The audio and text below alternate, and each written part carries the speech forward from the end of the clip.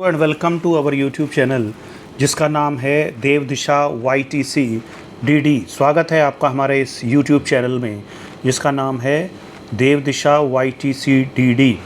दोस्तों, आज के हम इस वीडियो में डिस्कस करेंगे गिज्जू भाई के ऊपर, गिज्जू भाई बधेका के शिक्षा दर्शन पर। और इसी वीडियो में रहेगा इनके ऊपर एक छोटा सा सैम्पल पेपर, यानी एक छोटा सा प्रश्न पत्र।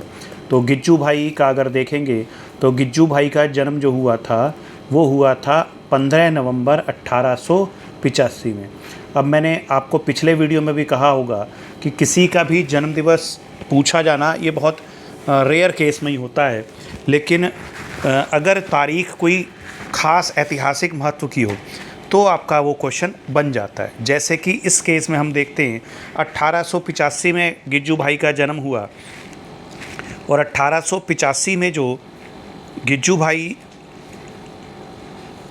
का जन्म के साथ साथ अगर आपको ध्यान हो कि 1885 में और क्या हुआ था, तो 1885 में भारतीय राष्ट्रीय कांग्रेस का गठन हुआ था। और ये भारतीय राष्ट्रीय कांग्रेस ने बाद में, आप जानते हैं, आज़ादी की लड़ाई देश में लड़ी थी। तो चूँकि 1885 एक ऐतिहासिक वर्ष है जब भारत में इंडियन नेशनल कांग्रेस का गठन हुआ, और WC बनर्जी ने सबसे पहले इस अधिवेशन की अध्यक्षता की थी। और ये अधिवेशन हुआ था बॉम्बे में ठाकुर तेजपाल संस्कृत कॉलेज में। तो ये एक प्रश्न बन सकता है यहाँ पर कि गिज्जू भाई का जन्म किस वर्ष हुआ, तो 1885 में हुआ। क्यों बन सकता है? क्योंकि इस वर्ष भारतीय राष्ट्रीय कांग्रेस का गठन भी हुआ था। इससे पहले मैंने बताया था श्री अरविंदो के जन्म दिवस को भी आपको याद रखना है। श्री अरविंदो का जन्म दिवस जो था वो था, श्री अरविंदो का जन्म जो था वो हुआ था 15 अगस्त 1872 को।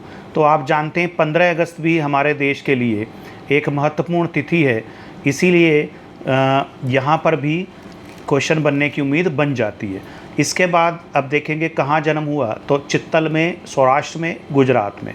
तो ये गुजराती थे और इनका पूरा नाम गिरिजा शंकर भगवान जी बधेका।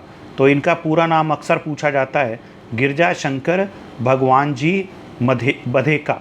तो ये आप देखेंगे इनका पूरा नाम। इसके अलावा इनको कुछ और प्यार से नामों से पुकारा जाता था।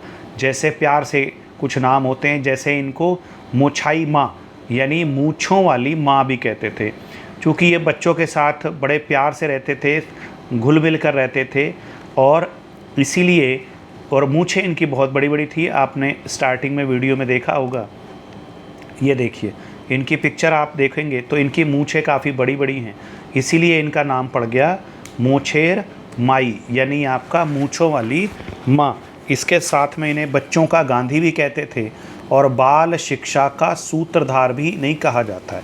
देश में बाल शिक्षा के बारे में जितना विस्तृत विवरण इन्होंने दिया है, जितना बारीकी से विवरण इन्होंने किया है, वो किसी और ने नहीं किया है। तो इसीलिए बाल शिक्षा के लिए इनका नाम विशेष तौर पर सम्मान से लिया जाता है। तो इनके उपनाम हो गए, या प्यार से बोले जाने वाले नाम हो गए, मोछाई माँ, बच्चों का गांधी, या बाल शिक्षा का सूत्रधार। इनका प्रारंभिक व्यवसाय क्या था, तो ये वास्तव में वकील थे, लेकिन जब इनके पुत्र ने जन्म लिया, उसके बाद जब ये उन बच्चे को अपने एडमिशन कराने ले गए, तो वहाँ पर इनको एक किताब मिली मोंटेसरी की। उस किताब को पढ़ने के बाद, मारिया मोंटेसरी आप जानते ही हैं, मारिया जो मोंटेसरी थी वो मोंटेसरी पद्धति की जनक मानी जाती, जो इटली में रहने वाली थी मारिया मोंटेसरी। तो जो ये मारिया मोंटेसरी की किताब इन्होंने पढ़ी, तो इनका जीवन यहाँ से बदल गया, और इन्होंने उसके बाद वकालत छोड़ शिक्षण का काम अपने हाथ में ले लिया। तो इस तरह से ये वकील से, मूलतः ये वकील थे, और वकील से ये बन गए शिक्षक। इसके बाद गिज्जू भाई की कुछ कृतियां हैं, और ये कुछ कृतियां तो ऐसी हैं जो उन्होंने बच्चों के लिए लिखी थी, कुछ रचनाएं, कुछ पुस्तकें, जैसे कि आनंदी कौवा, चालाक खरगोश, बुढ़िया और बंदरिया, और माया जया भाई। यानी मेरा सगा भाई हो सकता है, इसका मतलब माया जया भाई। और आपका 100 के 60। तो ये छोटी छोटी बुक्स इन्होंने लिखी थी, छोटी छोटी बुक्स या छोटी छोटी कहानियाँ लिखी थी, और ये बच्चों के लिए लिखी थी। इसके अलावा इनकी जो शिक्षा संबंधी है वो सबसे इम्पॉर्टेंट है, शिक्षा संबंधी बुक वो है द्विवा स्वप्न। तो द्विवा स्वप्न इनकी शिक्षा संबंधी बहुत महत्वपूर्ण किताब है। और द्विवा स्वप्न के बाद देखेंगे, द्विवा स्वप्न के बाद अगली किताब इसमें लिखी है प्राथमिक शाला में भाषा शिक्षण। प्राथमिक शाला में भाषा शिक्षण। इसके बाद नेक्स्ट है प्राथमिक विद्यालय में व्यावसायिक शिक्षा। प्राथमिक विद्यालय में व्यावसायिक शिक्षा। इसके बाद नेक्स्ट देखेंगे माता पिता से, ये भी इनकी पुस्तक का नाम था, माता पिता से। और इसके बाद ऐसे हो शिक्षक, ऐसे हो शिक्षक। इसके बाद नेक्स्ट है बाल शिक्षण जैसे मैंने समझा। प्राथमिक विद्यालय में शिक्षण पद्धतियाँ, प्राथमिक विद्यालय में शिक्षण पद्धतियाँ, ये इनकी पुस्तक है, काफ़ी अच्छी पुस्तक है। और इसके बाद आप देखेंगे तो माँ बाप बनना कठिन है, तो ये पुस्तक भी इनकी गिज्जू भाई बधेका जी की है। इसके अलावा मांटेसरी शिक्षा पद्धति, ये भी पुस्तक आपके द्वारा ही यानी गिज्जू भाई के द्वारा ही लिखी गई थी। और इसमें सबसे ज़्यादा इम्पोर्टेंट जो है वो 1932 में प्रकाशित द्विवा स्वप्न है। अब कुछ बुक्स में ये 1931 दी गई है, तो ये भी एक थोड़ा सा कन्फ्यूज़न का है। कुछ जगह पर आप देखोगे तो 1931 है और कुछ जगह पर 1932 है, तो में भी ऐसा हो जाता है कि 1 साल का अंतर पड़ गया। लेकिन आगे बढ़ेंगे, हम 1932 ही मानते हैं। इसके बाद आप देखेंगे अगला जो इनका टॉपिक है इस वीडियो में, गिज्जू भाई जो प्रभावित हुए वो हुए मोंटेसरी पद्धति से। तो मोंटेसरी पद्धति के बारे में हम थोड़ा सा डिस्कस कर लेते हैं। मोंटेसरी पद्धति के जनक जो है वो इतावली चिकित्सक मारिया मोंटेसरी हैं।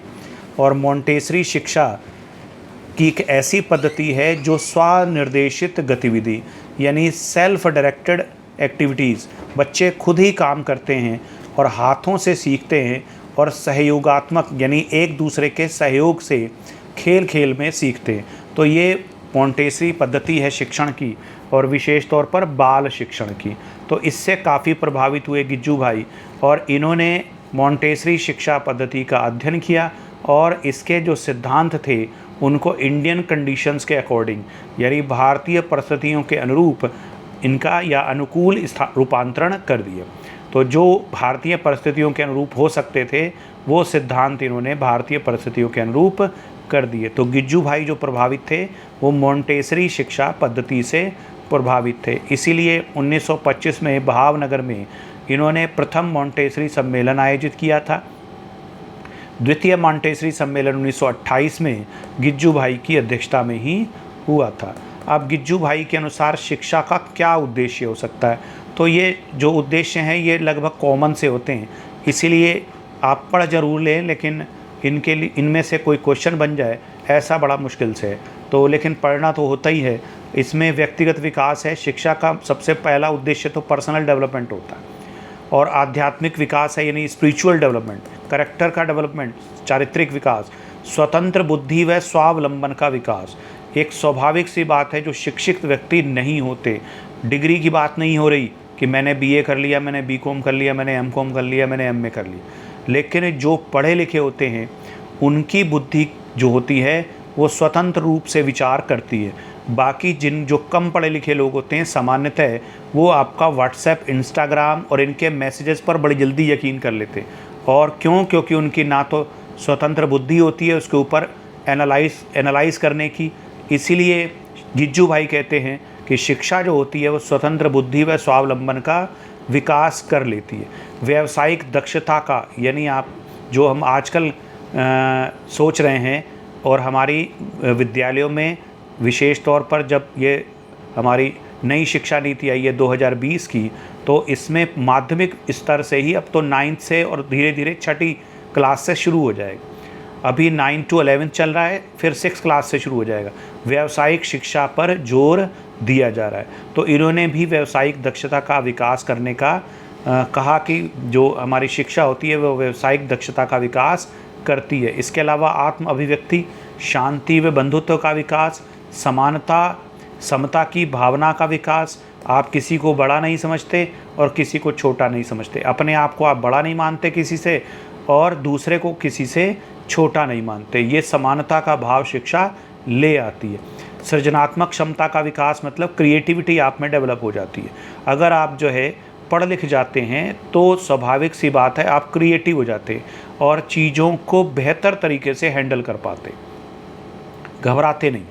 इसके बाद निर्भयता का विकास है, यानी आप निडर हो जाते हैं। जब आप शिक्षित हो जाते हैं तो निडर हो जाते हैं। वैज्ञानिक बुद्धि का विकास यानी साइंटिफिक अप्रोच आपकी बन जाती है।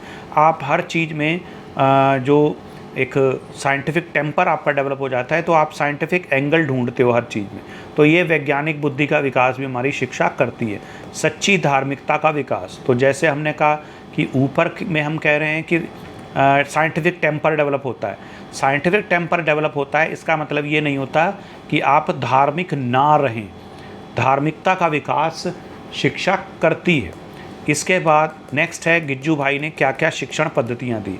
तो शिक्षण पद्धतियाँ वो ये भी लगभग सामान्य तरीके की हैं।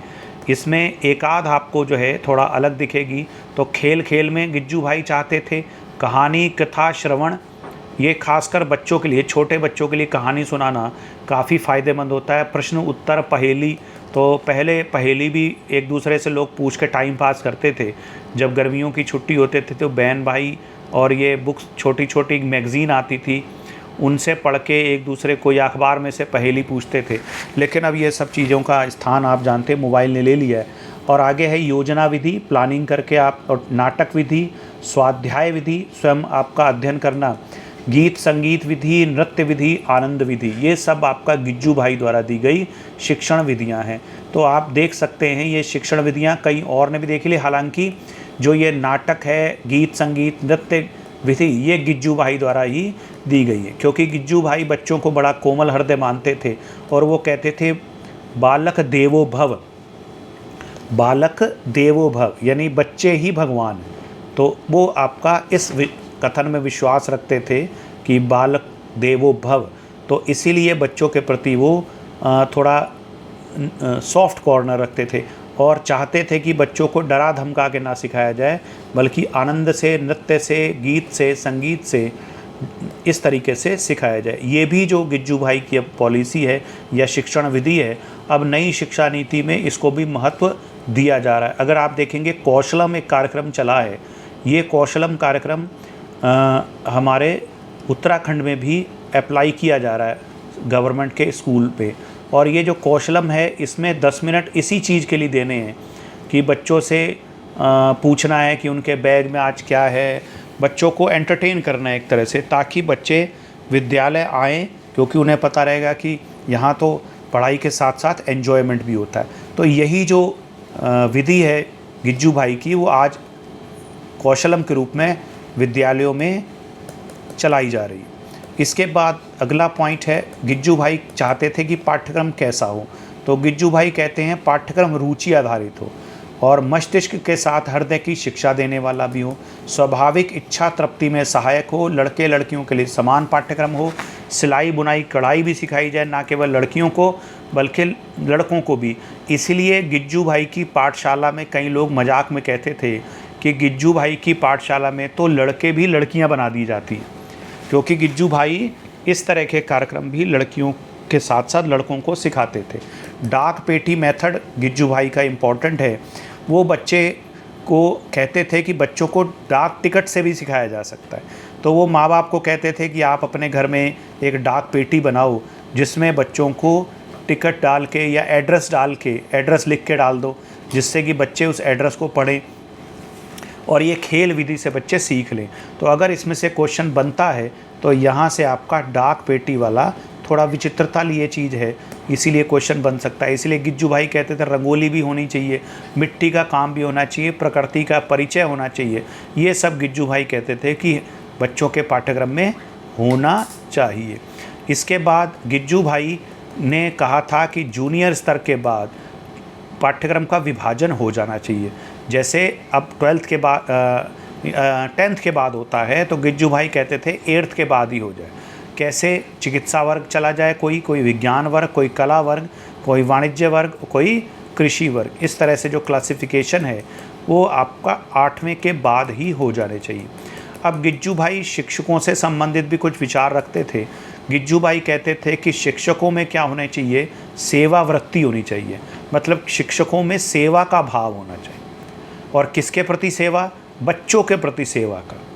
और गिज्जू भाई शिक्षकों को एक अलग जाति मानते थे और वो कहते थे कि शिक्षकों की जाति का पहला कर्तव्य यही है कि वो सेवा करें। किनकी? बच्चों की।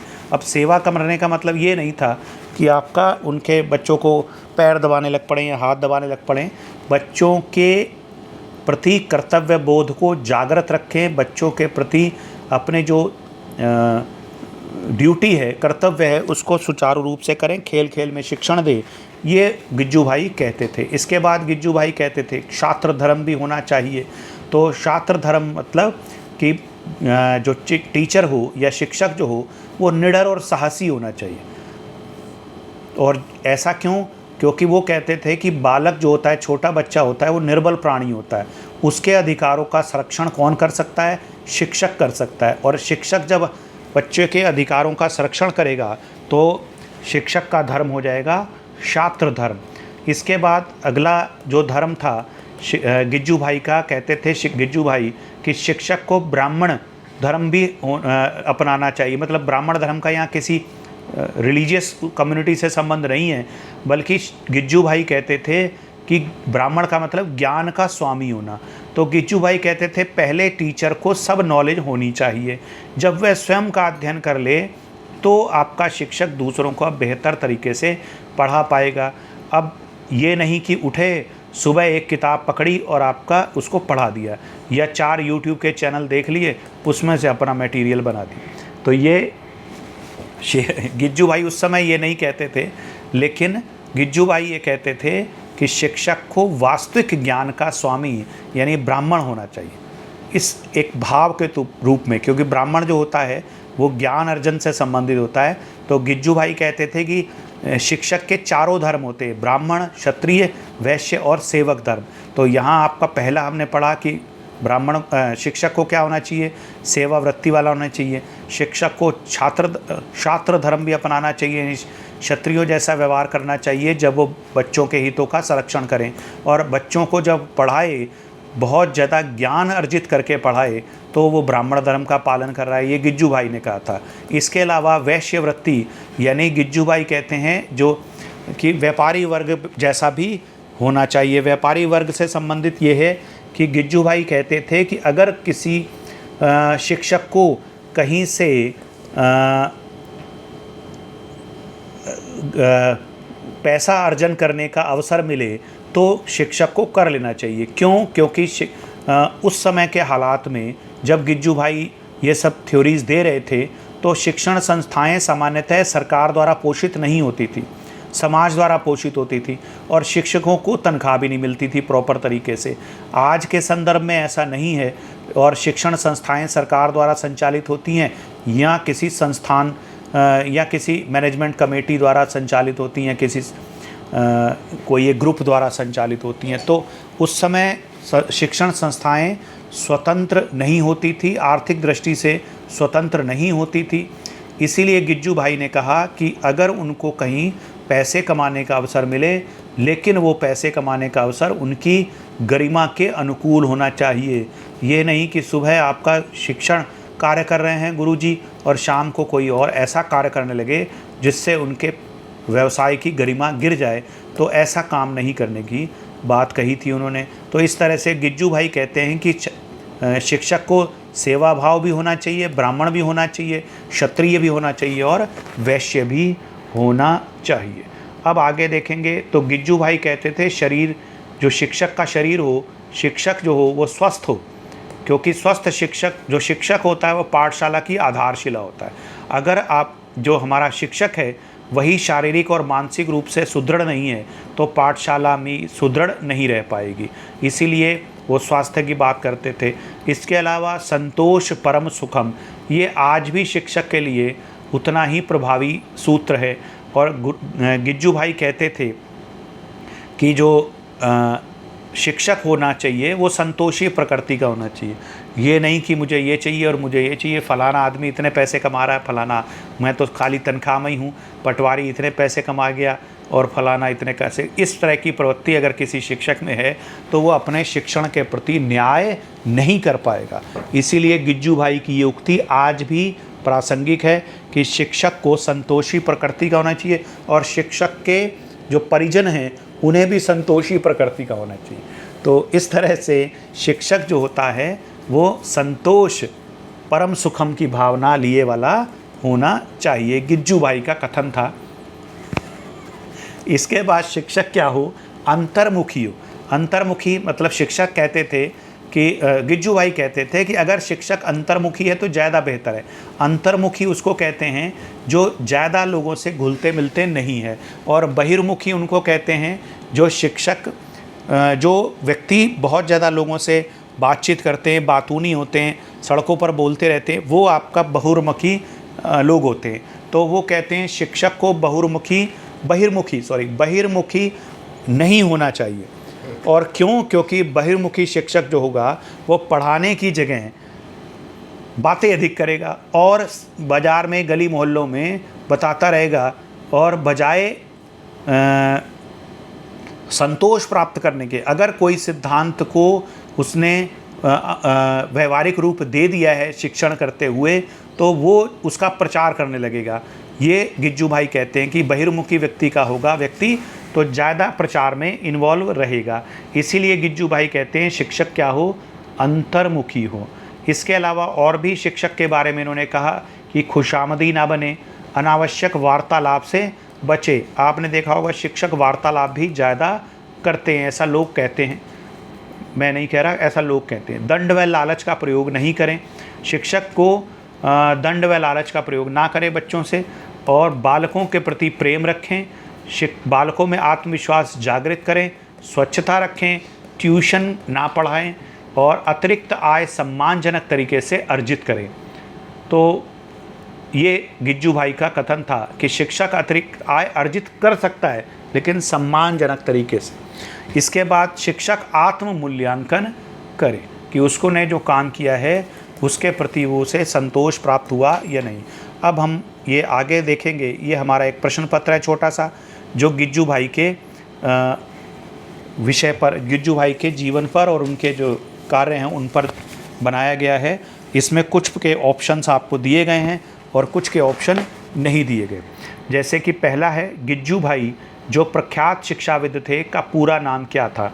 तो आपको इस वीडियो में ही देख सकते हैं ऊपर गिज्जू, स्टार्टिंग में ही गिज्जू भाई का पूरा नाम था गिरिजाशंकर बधेका, गिरिजाशंकर भगवान जी बधेका, गिरिजाशंकर भगवान जी बधेका। इसके बाद आगे देखेंगे अगला कथन है अगला प्रश्न है बालवाड़ी पद्धति का जन्मदाता किन्हें माना जाता है। तो गिज्जू भाई को ही बालवाड़ी पद्धति का जन्मदाता माना जाता है। गिज्जू भाई के शैक्षिक दर्शन पर किस पाश्चात्य विचारक का सर्वाधिक प्रभाव था। तो अभी आपने पढ़ाई है इटावली चिकित्सक जो थी उनका नाम था मारिया मांटेसरी, उनका जो प्रभाव था गिज्जू भाई पर बहुत ज़्यादा था। और दिवा स्वप्न किस भाषा में लिखी गई पुस्तक है। तो दिवा स्वप्न जो 1932 में प्रकाशित हुई थी वो गुजराती भाषा में, गिज्जू भाई गुजराती थे तो उन्होंने अपनी भाषा में ये पुस्तक लिखी थी। और इसका हिंदी अनुवाद किसने किया था, अगला प्रश्न यही है। तो गिज्जू भाई की जो दिवा स्वप्न किताब है, ये जो किताब है इसको लिखा था गिज्जू भाई ने, और गिज्जू भाई की इस किताब का ट्रांसलेशन किया था हिंदी में काशीनाथ त्रिवेदी ने, काशीनाथ त्रिवेदी। आगे है गिज्जू भाई ने गांधी जी की किस पुस्तक का विरोध किया है, किस पुस्तक को बच्चे के लिए अनुपयुक्त पाया है। तो गांधी जी की कौन सी पुस्तक को बच्चों के लिए अनुपयुक्त पाया, ये है बाल पोथी। और गांधी जी कि इस पुस्तक का गिज्जू भाई ने विरोध किया था और गांधी जी ने इस पुस्तक का डिस्ट्रीब्यूशन रुकवा दिया था, तो ये भी प्रश्न है। इसके बाद किस वर्ष गिज्जू भाई की पुस्तक बाल पोथी प्रकाशित हुई? तो 1932 में। मैंने आपको बताया कुछ बुक्स में ये 1931 दिया है, तो ऐसा कभी कभी हो जाता है, लेकिन मेजॉरिटी ऑफ द बुक्स में 1932 है। गिज्जू भाई पेशे से क्या थे? गिज्जू भाई एक पेशे से वकील थे। गिज्जू भाई ने प्राथमिक शिक्षा के लिए कितनी पद्धतियों का प्रयोग किया? तो गिज्जू भाई की जो प्राथमिक शिक्षा थी उसमें उन्होंने 22 पद्धतियों का प्रयोग किया था, यानी 22 शिक्षण पद्धतियों का प्रयोग किया था। इनमें से किस पद्धति में बच्चे स्वयं अपनी शिक्षा करते हैं? तो ये पद्धति है जोड़ीदार पद्धति। जोड़ीदार पद्धति वो कहते हैं जिसमें दो बच्चों की जोड़ी बना दी जाती है और उनको कोई काम दे दिया जाता है तो बच्चे इससे सीखते रहते हैं। तो ये हमारा गिज्जू भाई पर वीडियो हुआ और उस पर आधारित कुछ प्रश्न हुए।